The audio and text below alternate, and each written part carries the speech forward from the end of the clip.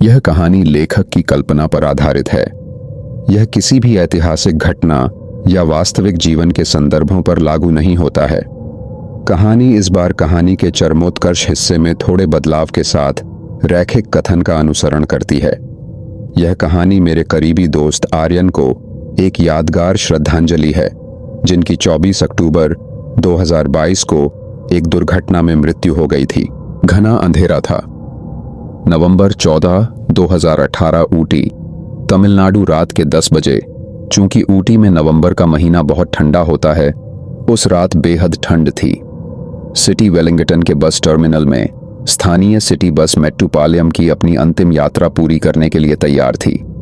जब bus terminal से बस रवाना हुई तो बस यात्रियों से पूरी तरह भरी हुई थी, लेकिन जब बस रुकी तो एक एक कर सभी यात्री कम होने लगे। ऐसे में अब अंतिम शहर जाने के लिए सिर्फ 7 पड़ाव और बचे हैं। अब उस बस में कोई नहीं है। उस बस में एक ड्राइवर जो करीब 40 साल का था और एक बस कंडक्टर, एक युवक था। बस का प्रबंधन तमिलनाडु के स्थानीय राज्य परिवहन द्वारा किया गया था। इसी तरह उस रात ड्राइवर और कंडक्टर के साथ बस उस रूट पर अकेली जा रही थी। उस सर्द रात में उस रास्ते में कोई नहीं था। बस का ड्राइवर और कंडक्टर ही जा रहा था। अब बस स्टॉप पर रुकती है। वहां कुल 4 लोग बस में सवार हुए। इनमें एक 19 वर्षीय युवती दर्शनी भी थी, एक युवा जोड़ा जिसकी उम्र 20 और 25 साल थी, और दर्शनी के स्कूल के सहपाठी आर्यन पोलाची का एक 20 वर्षीय युवा लड़का। तो उस बस स्टॉप में कुल 4 लोग सवार थे। अब उस बस में ड्राइवर और कंडक्टर को मिलाकर कुल 6 लोग सवार थे। बस में चढ़ते ही दर्शनी बीच की सीट पर बैठ गई। आर्यन उसके सामने बैठ गया। वे युवा जोड़े ड्राइवर की सीट के पीछे बैठे थे। अब बस अपने गंतव्य तक पहुंचने के लिए केवल 6 स्टॉप पीछे थी। चूंकि यह उस रूट की आखिरी बस है, इसलिए रात बहुत देर हो चुकी थी। इतना ही नहीं, बाहर बहुत ठंड थी और लगातार बर्फ गिर रही थी। सड़क पर कार, ट्रक और यहां तक कि मानव तस्करी जैसे वाहन नहीं हैं। केवल यही बस उस सड़क पर अकेली चल रही थी। चूंकि बस में कम लोग थे, इसलिए पूरी बस में सन्नाटा पसरा हुआ था। इतना ही नहीं, चूंकि जिस इलाके में बस चल रही है वह घने जंगल और कई तीखे मोड़ों, पहाड़ी सड़क होने के कारण से घिरा हुआ है। बस के इंजन की आवाज ही सुनाई दे रही थी। जब बस घने जंगल और तीखे मोड़ों से गुजर रही थी तो अचानक बस ड्राइवर के मन में ख्याल आया, आज ऐसा क्यों हो रहा है? आमतौर पर इस समय कोई यात्री नहीं होगा, लेकिन आज उनमें से इतने सारे क्यों हैं? वे कौन हैं? वे बस स्टॉप के बजाय बीच सड़क पर क्यों खड़े हैं? वह मुंह में ही बड़बड़ाने लगा। जब युवा कंडक्टर ने उसे बड़बड़ाते देखा तो उसने सड़क के सामने देखा।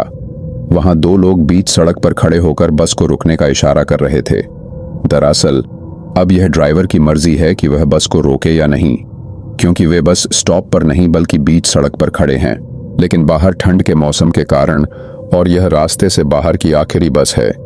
मान लीजिए कि अगर उनकी बस छूट जाती है तो उन्हें नहीं पता कि उन्हें अगली बस के लिए कितनी देर प्रतीक्षा करनी होगी। तो हल्के दिल वाले कंडक्टर ने ड्राइवर से कहा कि वे उन्हें ऊपर चढ़ा दें, क्योंकि यह आखिरी बस थी। अगर हम उन्हें नहीं चढ़ाते हैं तो कोई दूसरी बस नहीं होगी, उसने कहा और बस को रोकने के लिए विनती की। चालक को शुरू में डर था कि वे चोर हो सकते हैं और वे उनके साथ कुछ बुरा कर सकते हैं। बाद में उसने उन 2 लोगों के पास बस रोक दी जो घने जंगल में खड़े थे, क्योंकि वहां बहुत अंधेरा था और बस के अंदर और बाहर पर्याप्त रोशनी नहीं थी। वे स्पष्ट रूप से नहीं देख सकते थे कि बस के बाहर क्या है, इसलिए वे बाहर खड़े लोगों से बात नहीं कर सके। वे बस की पिछली सीढ़ियों से चढ़ रहे थे। सवार होने के बाद ही उन्हें पता चला कि बाहर 2 नहीं बल्कि 3 लोग खड़े थे, और उन तीनों में से 2 लोगों ने एक व्यक्ति को अपने बीच में पकड़ रखा था। तीनों ने ऊटी की बेहद पुरानी और ट्रेडिशनल ड्रेस पहन रखी थी, इसलिए वे अपना चेहरा ठीक से नहीं देख पाए। फिर भी दोनों लोगों के चेहरे बेहद फीके नजर आ रहे थे। बस में चढ़ते ही वे बस की आखिरी सीट पर बैठ गए। अब बस में ड्राइवर और कंडक्टर को छोड़कर बाकी 4 लोग उन्हें देखकर डरने लगे। बस के अंदर एक असहज और डरावना माहौल व्याप्त था। जिस युवा कंडक्टर ने यह देखा, उन 4 लोगों के लिए यानी दर्शनी, आर्यन और युवा जोड़ों ने उनसे कहा, डरो मत, इस कस्बे में कई शूटिंग फिल्म उद्योग हैं, इसलिए हो सकता है कि वे शूटिंग खत्म करके लौट आए हों, या हो सकता है कि उन्होंने ज्यादा शराब पी रखी हो। इसलिए उन दो लोगों ने उस आदमी को पकड़ रखा है। क्यों? क्या आपने उनकी वेशभूषा देखी है? उनके पास इसे बदलने का समय भी नहीं था। बीच का व्यक्ति भारी नशे में लग रहा है, उसे होश ही नहीं था। मैंने ऐसे कई लोगों को बस कंडक्टर के रूप में देखा है। मेरे पास ऐसे कई अनुभव हैं, इसलिए उसने सभी से डरने के लिए नहीं कहा।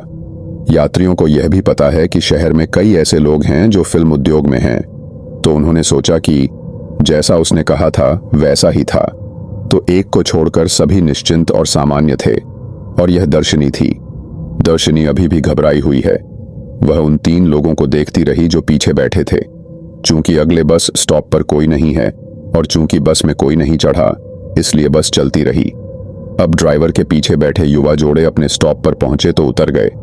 युवा जोड़ों को पता नहीं क्या था, लेकिन बस से उतरते ही उन्हें राहत महसूस हुई। उन्हें लगा जैसे वे किसी बड़े खतरे से बच गए हैं जिस बस ने उन्हें उतारा। अब ड्राइवर, लेडी कंडक्टर और दर्शनी, उनके सामने आर्यन बैठा था और वो 3 लोग जो बस की आखिरी सीट पर बैठे थे। अब बस में वे ही थे। जब वह बस जा रही थी तो अचानक स्वरा उठ खड़ी हुई और आर्यन को देखा जो उसके सामने था और कुछ पागलों की तरह चिल्लाने लगा। उसने उससे पूछा, आर्यन, मुझे सच बताओ, जब आप बस में चढ़े तो आपने मेरा पर्स ले लिया या नहीं? आपको इसे ले जाना चाहिए था। और उससे अपना पर्स वापस करने को कहा। अचंभित आर्यन ने कहा, हे दर्शनी, मैं आपका पर्स कैसे ले सकता हूं? क्या तुम पागल हो? मैं आपके सामने बैठा हूं, मैं इसे कैसे ले सकता हूं? मैंने इसे नहीं लिया। यह देख कंडक्टर आया और पूछा कि क्या हुआ। इस पर दर्शनी ने कहा कि उसने उसका पर्स चुराया है। स्थिति को समझने वाले कंडक्टर ने उससे कहा, यहां देखो। निश्चित रूप से उन्होंने इसे नहीं लिया। वह आपके सामने बैठा था। मैडम, वह आपका पर्स कैसे ले सकता है? और उन्होंने कहा कि हो सकता है कि वह कहीं चूक गई हो। लेकिन वह युवती लड़ने लगी कि उसने ही चोरी की है। उसने ड्राइवर से अगले स्टॉप पर बस रोकने को कहा। मैं उसे पुलिस स्टेशन ले जा रहा हूं, वहां जाकर पता चलेगा कि उसने मेरा पर्स लिया या नहीं, उसने कहा। अब आर्यन ने कहा, मुझे कोई समस्या नहीं थी दर्शनी, क्योंकि मैंने इसे कभी नहीं लिया। अगर हम वहां भी जाते हैं तो पुलिस कहेगी कि मैं निर्दोष हूं। अब बस अरुवनकाडु नामक अगले पड़ाव पर रुकी। दरवाजा खुलता है और दर्शनी और आर्यन दोनों नीचे उतर गए। बस का दरवाजा बंद हो गया और बस जाने लगी। दर्शनी लगातार बस को देख रही थी। जब बस उसकी नजरों से ओझल हो गई, तभी उसे राहत महसूस हुई और उसने गहरी सांस ली। आर्यन, जो कि दर्शनी के साथ सड़क पर खड़ा था, यह देखकर बहुत गुस्सा हो गया। उसने लड़की से पूछा, हे दर्शनी, तुम यहां क्यों खड़े हो? और थाने चलने को कहा। दर्शनी ने कहा कि वे पुलिस के पास नहीं जा रहे हैं। तब आर्यन ने पूछा कि क्या वह सच में पागल है? उसने उससे पूछा, यह मेरे लिए आखिरी बस है, मैं होम टाउन कैसे जा सकता हूं? क्या आप नहीं जानते? आपको मुझे धन्यवाद देना चाहिए, मैंने तुम्हारी जान बचाई, दर्शनी ने आर्यन से कहा। यह सुनकर आर्यन भ्रमित हो जाता है। क्या? आपने मेरी जान बचाई? तुम क्या कह रहे हो? मैं समझ नहीं पाया दर्शनी, युवक ने कहा। उसके लिए महिला ने कहा, आर्यन, वो 3 लोग जो बीच रास्ते में बस में चढ़े वो इंसान नहीं हैं। तुम क्या कह रहे हो? आर्यन से पूछा। हाँ, उनके आने के बाद से मुझे अपनी शंका थी। मुझे लग रहा था कि कुछ गलत था, इसलिए मैंने मुड़कर उन्हें लगातार देखा। तभी अचानक बस में हवा का झोंका आ गया और उनके कपड़े थोड़े ऊपर उठे हुए थे। उस समय मैंने उन्हें देखा, उनके पैर नहीं हैं। पहले मैंने सोचा कि यह कोई कल्पना या भ्रम होगा, लेकिन फिर जब मैंने इसे ध्यान से देखा तभी मुझे पता चला कि यह कोई इंसान नहीं है, यह कुछ और है। दर्शनी की यह बात सुनकर आर्यन बुरी तरह चौंक गया और तनाव में आ गया। यह निश्चित रूप से केवल भूत थे। मैंने न सिर्फ अपनी बल्कि आपकी जान बचाने के लिए कहा कि मेरा पर्स गायब है और आप ही ले गए, और हम अगले स्टॉप पर यह कहकर उतर गए कि हम थाने जा रहे हैं, तो कोई भी हम पर और सबसे महत्वपूर्ण उन 3 लोगों पर शक नहीं करेगा। जननी और आदित्य के बाद आप हमारे स्कूल के दिनों में मेरे सबसे करीबी दोस्तों में से एक हैं। इसलिए केवल मैंने तुम्हें बचाया, क्योंकि मैं एक अनमोल आत्मा को खोना नहीं चाहती थी, दर्शनी ने कहा। और आर्यन ने तुरंत क्या कहा, तो आप बस के चालक दल के सदस्य को बता सकते थे, हम उन्हें भी बचा सकते थे दर्शनी। उसके लिए, दर्शनी ने कहा, मैंने उस कंडक्टर आर्यन को पहले ही बता दिया था, लेकिन जब मैंने कहा तो उसने कहा कि यह मेरा भ्रम था। और उसने यह भी कहा कि मुझे डरना नहीं चाहिए। अब आर्यन ने उससे पूछा, ठीक है, हम अब क्या कर सकते हैं? दर्शनी ने कहा, आर्यन, हम पुलिस स्टेशन जा सकते हैं। दोनों जो कुछ हुआ था उसे बताने के लिए दोनों थाने गए। जब वे थाने गए तो उन्होंने पूरी घटना की जानकारी दी, लेकिन कौन सी पुलिस उनकी बताई कहानी पर विश्वास करेगी? इसलिए उन्होंने रिपोर्ट दर्ज नहीं की, बल्कि उन्होंने कहा कि वे इसकी देखभाल करेंगे और उन्हें उनके घर भेज दिया। आर्यन और दर्शनी दोनों घर चले गए।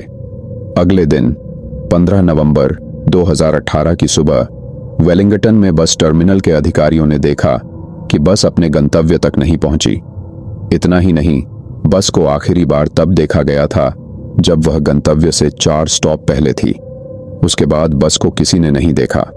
उन्होंने वेलिंगटन पुलिस स्टेशन में एक आधिकारिक शिकायत दर्ज की। बस और चालक दल के सदस्य गायब थे, तो उन्होंने सभी थानों को बस के क्रॉस होने की सूचना दी। इस तरह 14 नवंबर की रात सूचना उस थाने में आई जहां दर्शनी और आर्यन ने शिकायत की।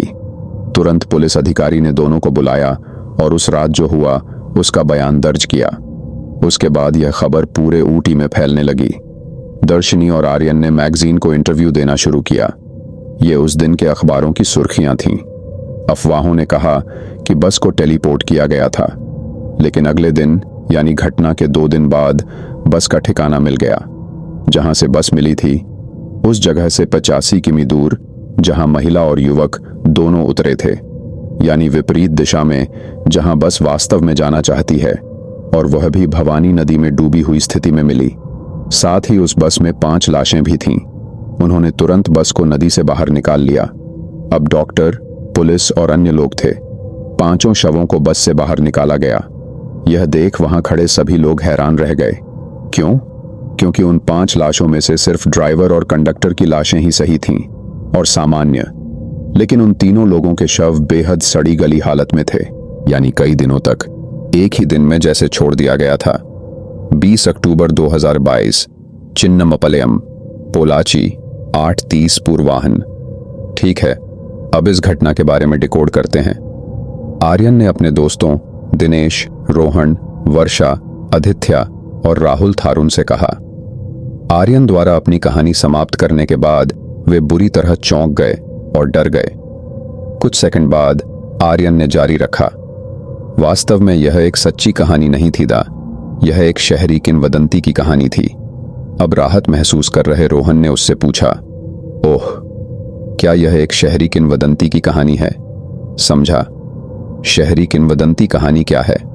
आदित्य से पूछा, जिसके बारे में आर्यन ने कहा, शहरी किंवदंती कहानी का अर्थ है हमारे गांवों में शैतान, दानव और भूत की कहानियों की तरह। इसी तरह प्रत्येक देश की कई कहानियां हैं जो उस देश और उस शहर के लिए उपयुक्त हैं, और कई पात्र होंगे, और यह बस संख्या 375 उनमें से एक है। क्या? बस नंबर 375? आह! राहुल थारुन हंसे।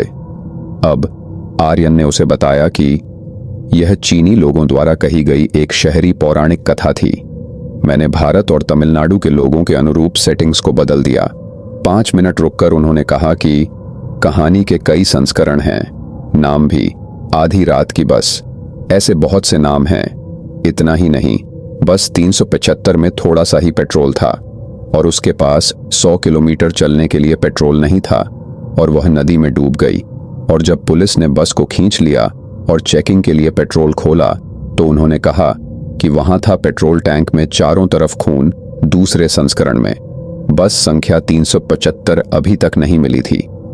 अब भी कुछ लोगों का कहना है कि उन्होंने रात में इसी सड़क पर इस बस को देखा है।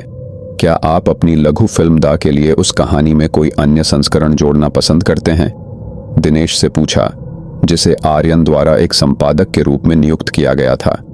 दिनेश के अलावा 3 और लोग थे जिन्हें आर्यन ने अपनी शॉर्ट फिल्म के लिए हायर किया था। उन्होंने आदित्य को पटकथा लेखक, राहुल थारुन को सिनेमैटोग्राफर और फोटोग्राफर के रूप में काम पर रखा, जबकि रोहन और आर्यन की करीबी दोस्त वर्षा को युवा जोड़ों की भूमिका निभाने के लिए चुना गया था। हाँ, मैं ऐसा लिखना चाहता हूं। मैं और दर्शनी इंटरव्यू के अगले दिन से लापता हो गए थे। इस संस्करण को सुनकर आदित्य और दिनेश चकित रह गए। उन्होंने कहा, कुछ मिनटों के बाद आर्यन ने मैसूर से वापस आने के बाद अपनी आगामी लघु फिल्म की शूटिंग के लिए एक तारीख तय की, जहां वह 22 अक्टूबर 2022 को अपने परिवार के सदस्यों के साथ जा रहे हैं। आर्यन के घर से निकलते समय आदित्य के मन में अचानक एक सवाल आया। उसने उससे पूछा, आर्यन, क्या आपने इस लघु फिल्म का शीर्षक तय कर लिया है? 1 मिनट के लिए सोचते हुए उसने उसे उत्तर दिया, हाँ, मैंने शीर्षक दोस्त तय किया। यह द मिडनाइट ट्रैवल है। मेरी YouTube फैमिली, आज के एपिसोड में बस इतना ही। अगली कहानी में फिर मुलाकात होगी।